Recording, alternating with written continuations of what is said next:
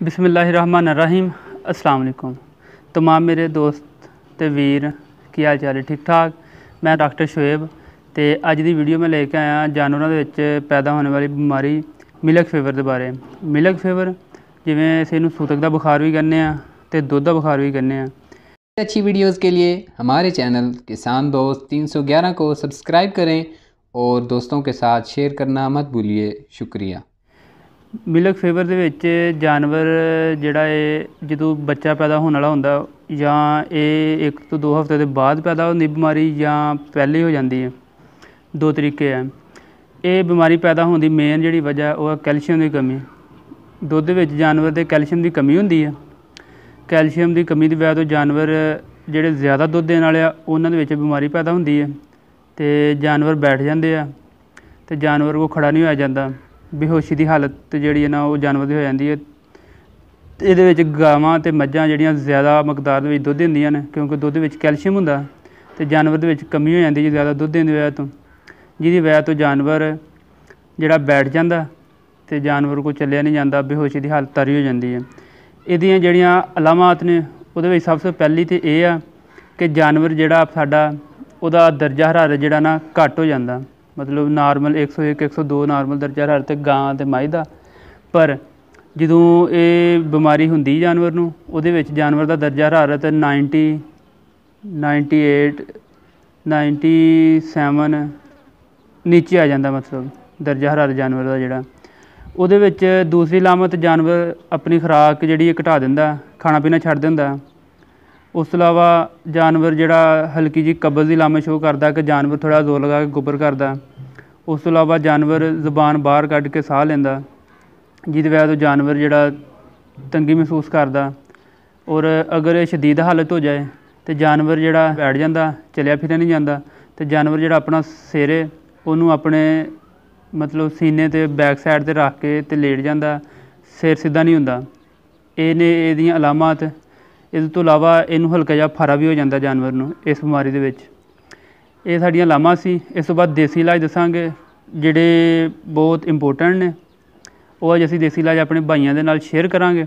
देसी इलाज तो इलावा ये मेन अंग्रेजी इलाज ने जिन्नी देर तक कोई डॉक्टर मतलब साडे तुहाडे इलाके दे विच नहीं आंदा, तुहाडे कोल पहुँच सकदा, उस टाइम तक तुसीं ये देसी इलाज करके अपने जानवर नूं कुछ बेहतर कर सकते हो। तो 100% देसी इलाज नाल जानवर ठीक भी हो जाता क्योंकि कैल्शियम की कमी होंदी है। देसी टोटके या नुस्खे ने उहदे विच कैल्शियम जिहड़ा वो पूरा कमी नूं पूरा कर दिंदा जानवर दे, जिस वजह तो जानवर ठीक हो जाता।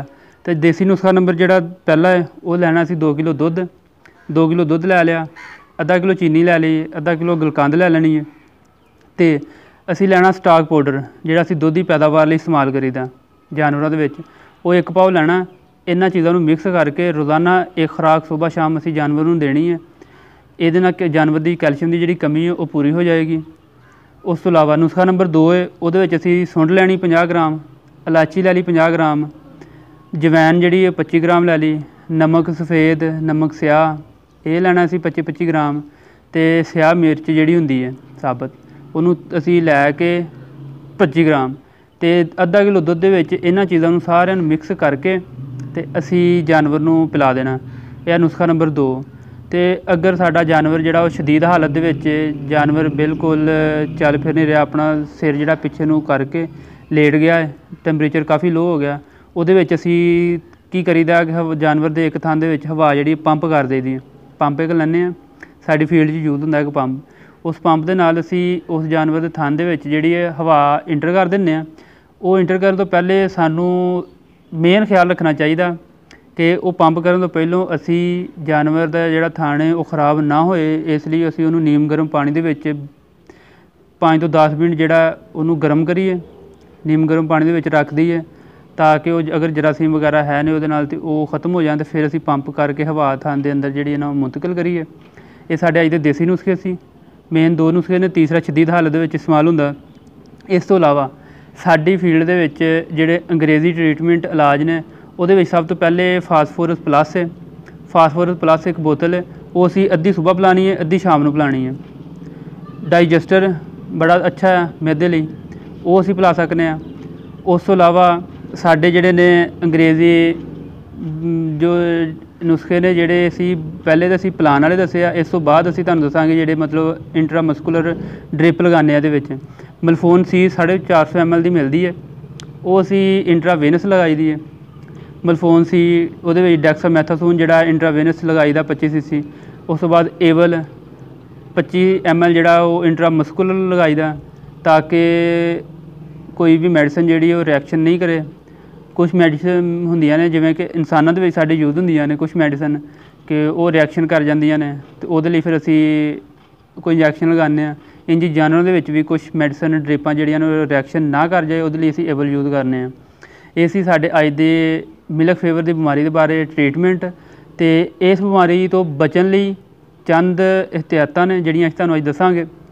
ਸਭ ਤੋਂ ਪਹਿਲੇ ਤਾਂ ਜਿਹੜੀ ਮੇਨ ਇਹਤਿਆਤ ਹੈ ਅਸੀਂ ਇਹ ਕਰਨੀ ਹੈ ਕਿ ਜਾਨਵਰ ਦੀ ਪੈਦਾਇਸ਼ ਦਾ ਜਦੋਂ ਟਾਈਮ ਹੋਏ, ਬੱਚਾ ਪੈਦਾ ਹੋਏ, ਉਸ ਤੋਂ ਬਾਅਦ ਅਸੀਂ ਸਾਰਾ ਦੁੱਧ ਜਿਹੜਾ ਅਸੀਂ ਚਾਹੂ ਥਣਾਂ ਦੇ ਵਿੱਚੋਂ ਮਤਲਬ ਉਹ ਨਹੀਂ ਕੱਢਾਂਗੇ।